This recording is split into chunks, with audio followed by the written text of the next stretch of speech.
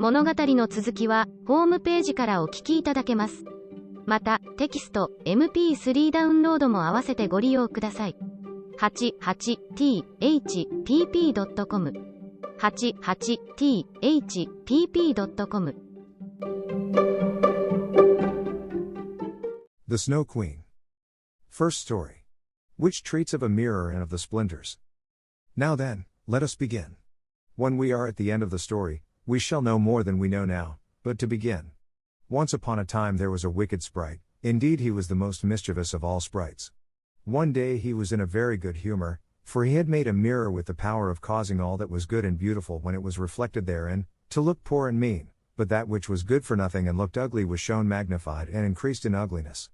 In this mirror the most beautiful landscapes looked like boiled spinach, and the best persons were turned into frights, or appeared to stand on their heads. Their faces were so distorted that they were not to be recognized, and if anyone had a mole, you might be sure that it would be magnified and spread over both nose and mouth. "That's glorious fun," said the sprite. If a good thought passed through a man's mind, then a grin was seen in the mirror, and the sprite laughed heartily at his clever discovery. All the little sprites who went to his school, for he kept a sprite school, told each other that a miracle had happened, and that now only, as they thought, it would be possible to see how the world really looked. They ran about with the mirror, and at last there was not a land or a person who was not represented distorted in the mirror. So then they thought they would fly up to the sky, and have a joke there. The higher they flew with the mirror, the more terribly it grinned, they could hardly hold it fast. Higher and higher still they flew, nearer and nearer to the stars, when suddenly the mirror shook so terribly with grinning, that it flew out of their hands and fell to the earth, where it was dashed in 100,000,000 and more pieces. And now it worked much more evil than before, for some of these pieces were hardly so large as a grain of sand, and they flew about in the wide world, and when they got into people's eyes, there they stayed, and then people saw everything perverted, or only had an eye for that which was evil. This happened because the very smallest bit had the same power which the whole mirror had possessed. Some persons even got a splinter in their heart, and then it made one shudder, for their heart became like a lump of ice. Some of the broken pieces were so large that they were used for window panes, through which one could not see one's friends. Other pieces were put in spectacles, and that was a sad affair when people put on their glasses to see well and rightly. Then the wicked sprite laughed till he almost choked, for all this tickled his fancy. The fine splinter still flew about in the air, and now we shall hear what happened next. Second story. A little boy and a little girl. In a large town, where there are so many houses, and so many people, that there is no roof left for everybody to have a little garden, and where, on this account, most persons are obliged to content themselves with flowers in pots, there lived two little children, who had a garden somewhat larger than a flower pot. They were not brother and sister, but they cared for each other as much as if they were. Their parents lived exactly opposite. They inhabited two garrets, and where the roof of the one house joined that of the other, and the gutter ran along the extreme end of it, there was to each house a small window. One needed only to step over the gutter to get from one window to the other. The children's parents had large wooden boxes there, in which vegetables for the kitchen were planted, and little rose trees besides. There was a rose in each box, and they grew splendidly. They now thought of placing the boxes across the gutter, so that they nearly reached from one window to the other, and looked just like two walls of flowers. The tendrils of the peas hung down over the boxes, and the rose trees shot up long branches, twined round the windows, and then bent towards each other. It was almost like a triumphant arch of foliage and flowers. The boxes were very high, and the children knew that they must not creep over them, so they often obtained permission to get out of the windows to each other, and to sit on their little stools among the roses, where they could play delightfully. In winter there was an end of this pleasure. The windows were often frozen over, but then they heated copper farthings on the stove, and laid the hot farthing on the window pane, and then they had a capital peephole, quite nicely rounded, and out of each peeped a gentle friendly eye. It was the little boy and the little girl who were looking out. His name was Kay, hers was Gerda. In summer, with one jump, they could get to each other, but in winter they were obliged first to go down the long stairs, and then up the long stairs again, and out of doors there was quite a snowstorm. "It is the white bees that are swarming," said Kay's old grandmother. "Do the white bees choose a queen?" asked the little boy, for he knew that the honeybees always have one. "Yes," said the grandmother, "she flies where the swarm hangs in the thickest clusters. She is the largest of all, and she can never remain quietly on the earth, but goes up again into the black clouds. Many a winter's night she flies through the streets of the town, and peeps in at the windows, and they then freeze in so wondrous a manner that they look like flowers." "Yes, I have seen it," said both the children, and so they knew that it was true. "Can the Snow Queen come in?" said the little girl.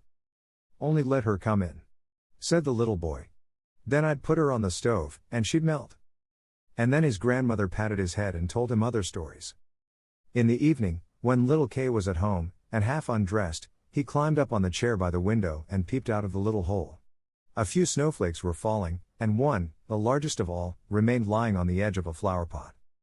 The flake of snow grew larger and larger, and at last it was like a young lady, dressed in the finest white gauze, made of a million little flakes like stars. She was so beautiful and delicate, but she was of ice, of dazzling, sparkling ice, yet she lived. Her eyes gazed fixedly, like two stars, but there was neither quiet nor repose in them. She nodded towards the window, and beckoned with her hand. The little boy was frightened and jumped down from the chair. It seemed to him as if, at the same moment, a large bird flew past the window. The next day it was a sharp frost, and then the spring came. The sun shone, the green leaves appeared, the swallows built their nests, the windows were opened, and the little children again sat in their pretty garden, high up on the leads at the top of the house. That summer the roses flowered in unwonted beauty. The little girl had learned a hymn, in which there was something about roses, and then she thought of her own flowers, and she sang the verse to the little boy, who then sang it with her. "The rose in the valley is blooming so sweet, and angels descend there the children to greet." And the children held each other by the hand, kissed the roses, looked up at the clear sunshine, and spoke as though they really saw angels there. What lovely summer days those were! How delightful to be out in the air, near the fresh rose bushes, that seem as if they would never finish blossoming. Kay and Gerda looked at the picture book full of beasts and of birds, and it was then, the clock in the church tower was just striking 5, that Kay said, "Oh, I feel such a sharp pain in my heart, and now something has got into my eye." The little girl put her arms around his neck. He winked his eyes. Now there was nothing to be seen. "I think it is out now," said he, but it was not. It was just one of those pieces of glass from the magic mirror that had got into his eye, and poor Kay had got another piece right in his heart. "It will soon become like ice." It did not hurt any longer, but there it was. "What are you crying for?" asked he. "You look so ugly." "There's nothing the matter with me." "Ah," said he at once, "that rose is cankered. And look, this one is quite crooked. After all, these roses are very ugly. They are just like the box they are planted in."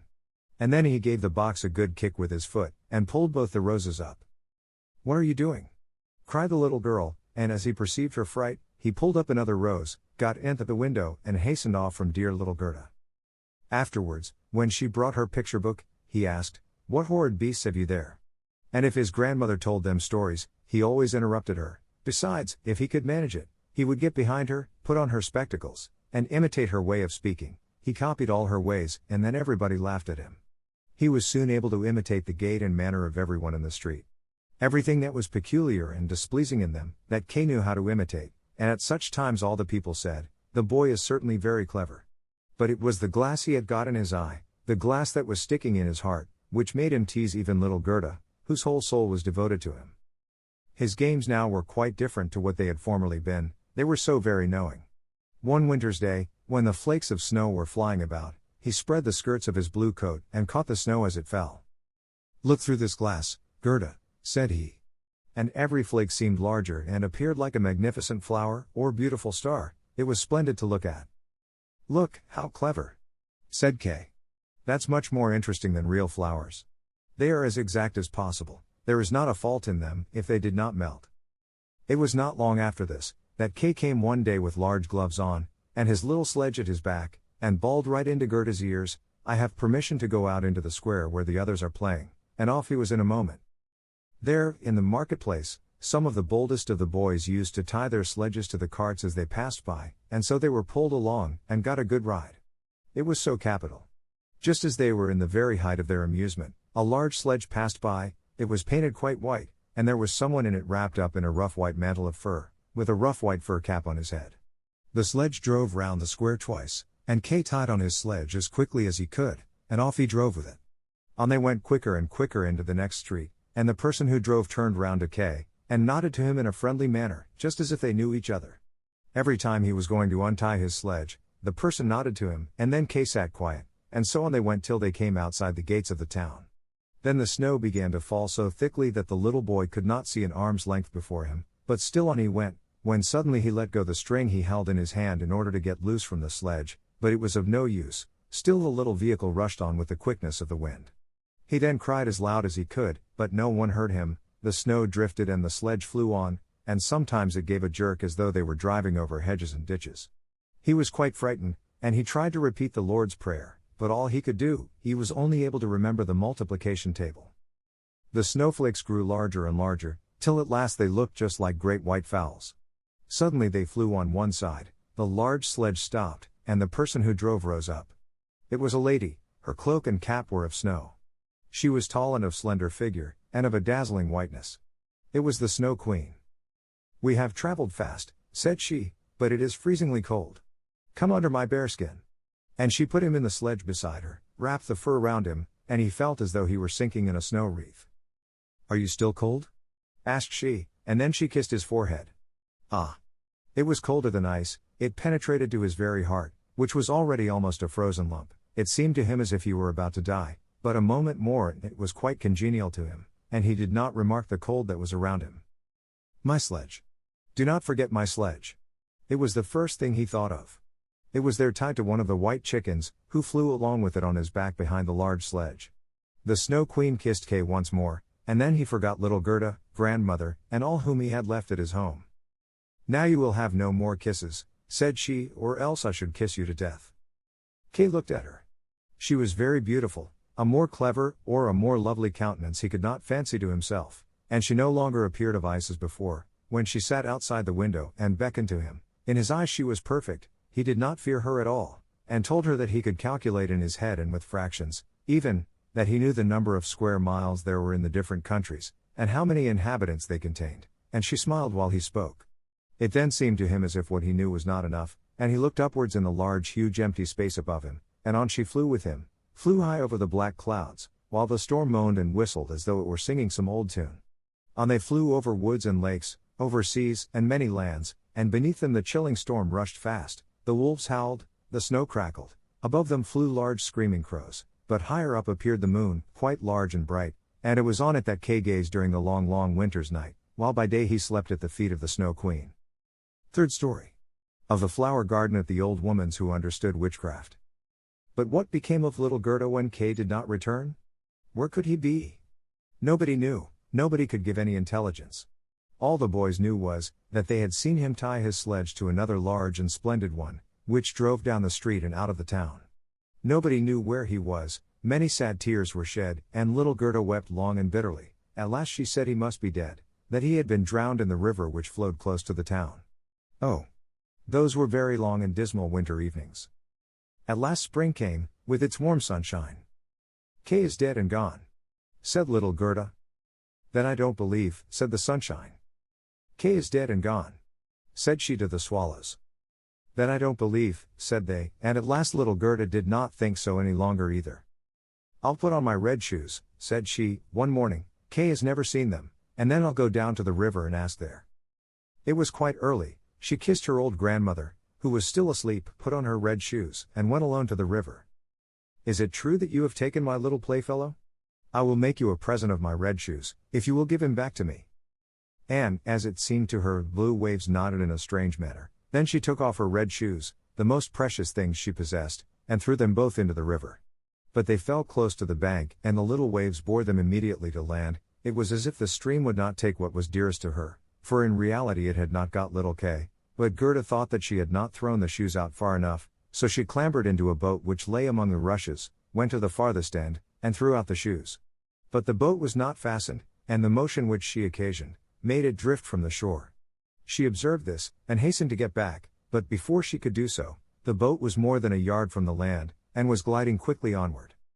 Little Gerda was very frightened, and began to cry, but no one heard her except the sparrows, and they could not carry her to land, but they flew along the bank, and sang as if to comfort her, "Here we are. Here we are."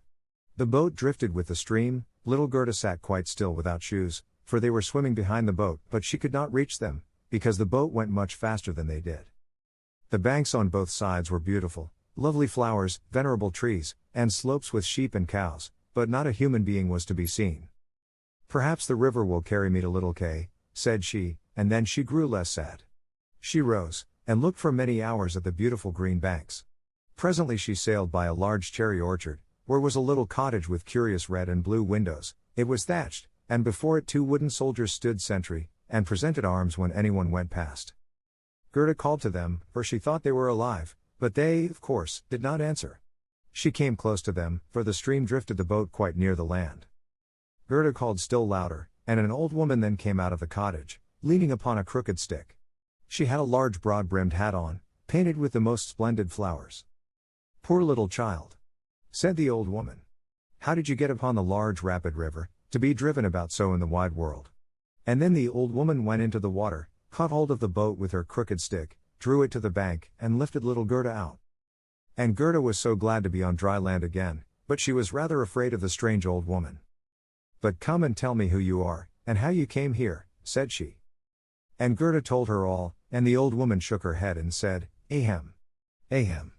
And when Gerda had told her everything, and asked her if she had not seen little Kay, the woman answered that he had not passed there, but he no doubt would come, and she told her not to be cast down, but taste her cherries, and look at her flowers, which were finer than any in a picture book, each of which could tell a whole story. She then took Gerda by the hand, led her into the little cottage, and locked the door. The windows were very high up, the glass was red, blue, and green, and the sunlight shone through quite wondrously in all sorts of colors. On the table stood the most exquisite cherries, and Gerda ate as many as she chose, for she had permission to do so. While she was eating, the old woman combed her hair with a golden comb, and her hair curled and shone with a lovely golden color around that sweet little face, which was so round and so like a rose. "I have often longed for such a dear little girl," said the old woman. "Now you shall see how well we agree together." And while she combed little Gerda's hair, the child forgot her foster brother Kay more and more, for the old woman understood magic, but she was no evil being, she only practiced witchcraft a little for her own private amusement, and now she wanted very much to keep little Gerda.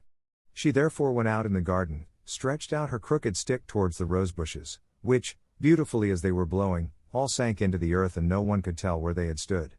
The old woman feared that if Gerda should see the roses, she would then think of her own, would remember little Kay and run away from her. She now led Gerda into the flower garden. Oh, what odor and what loveliness was there! Every flower that one could think of, and of every season, stood there in fullest bloom. No picture book could be gayer or more beautiful. Gerda jumped for joy, and played till the sun set behind the tall cherry tree. She then had a pretty bed, with a red silken coverlet filled with blue violets. She fell asleep, and had as pleasant dreams as ever a queen on her wedding day. The next morning she went to play with the flowers in the warm sunshine, and thus passed away a day. Gerda knew every flower, and, numerous as they were, it still seemed to Gerda that one was wanting, though she did not know which. One day while she was looking at the hat of the old woman painted with flowers, the most beautiful of them all seemed to her to be a rose. The old woman had forgotten to take it from her hat when she made the others vanish in the earth. But so it is when one's thoughts are not collected. "What?" said Gerda. "Are there no roses here?" And she ran about amongst the flower beds, and looked, but there was not one to be found.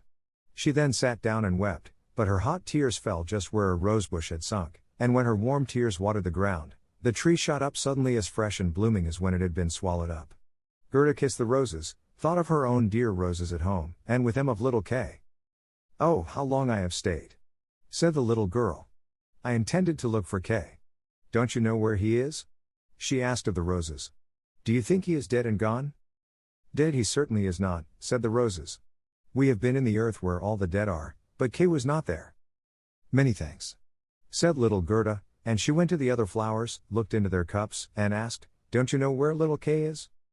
But every flower stood in the sunshine, and dreamed its own fairy tale or its own story, and they all told her very many things, but not one knew anything of Kay.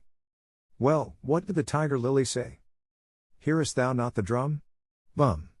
Bum. Those are the only two tones. Always bum. Bum.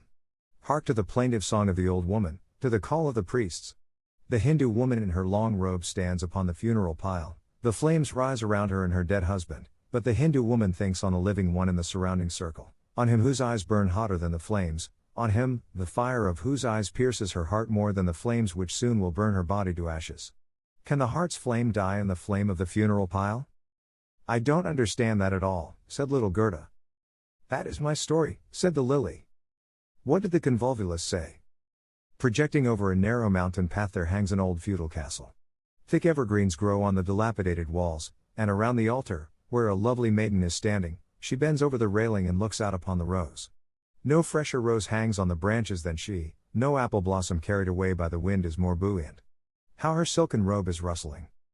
Is he not yet come? Is it Kay that you mean? Asked little Gerda. I am speaking about my story, about my dream, answered the convolvulus. What did the snowdrops say? Between the trees a long board is hanging, it is a swing. Two little girls are sitting in it, and swing themselves backwards and forwards. Their frocks are as white as snow, and long green silk ribbons flutter from their bonnets. Their brother, who is older than they are, stands up in the swing. He twines his arms round the cords to hold himself fast, for in one hand he has a little cup, and in the other a clay pipe. He is blowing soap bubbles. The swing moves, and the bubbles float in charming changing colors. The last is still hanging to the end of the pipe, and rocks in the breeze. The swing moves.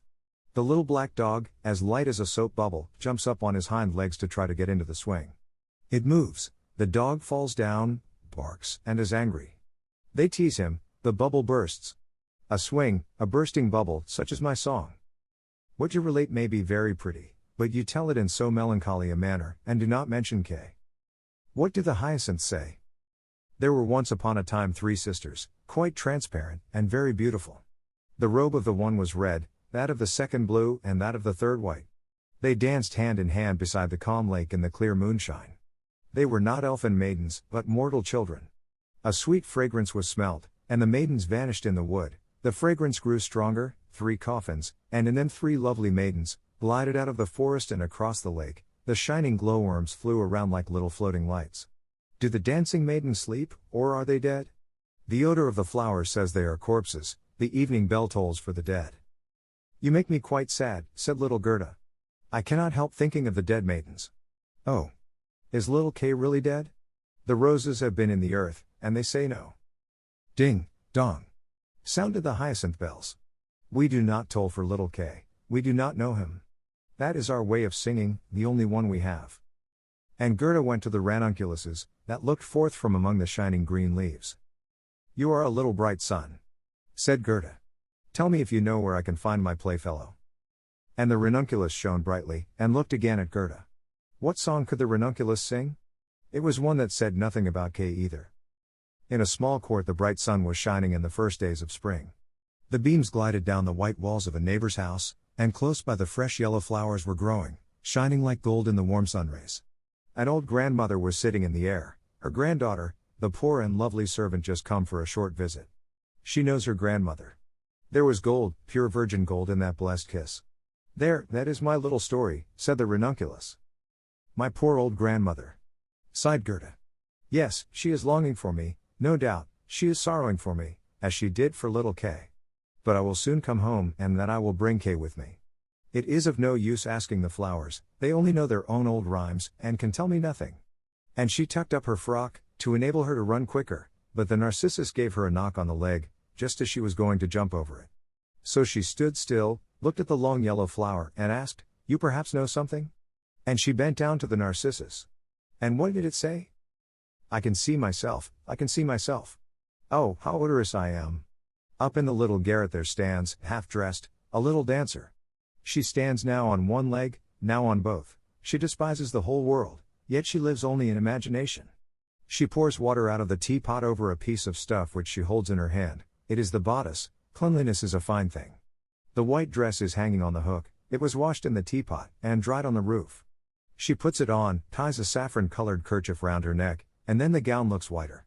I can see myself, I can see myself. That's nothing to me, said little Gerda. That does not concern me. And then off she ran to the further end of the garden. The gate was locked, but she shook the rusted bolt till it was loosened, and the gate opened, and little Gerda ran off barefooted into the wide world. She looked round her thrice, but no one followed her. At last she could run no longer, she sat down on a large stone, and when she looked about her, she saw that the summer had passed. It was late in the autumn, but that one could not remark in the beautiful garden, where there was always sunshine, and where there were flowers the whole year round. Dear me, how long I have stayed, said Gerda. Autumn is come. I must not rest any longer. And she got up to go further. Oh, how tender and wearied her little feet were. All around it looked so cold and raw, the long willow leaves were quite yellow, and the fog dripped from them like water, one leaf fell after the other, the sloes only stood full of fruit, which set one's teeth on edge. Oh, how dark and comfortless it was in the dreary world.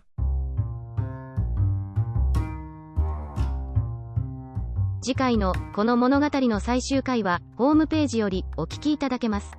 ポッドキャストでは配信されません。ホームページより物語の結末をお楽しみください。88thpp.com 88thpp.com 英語聞き流しリスニング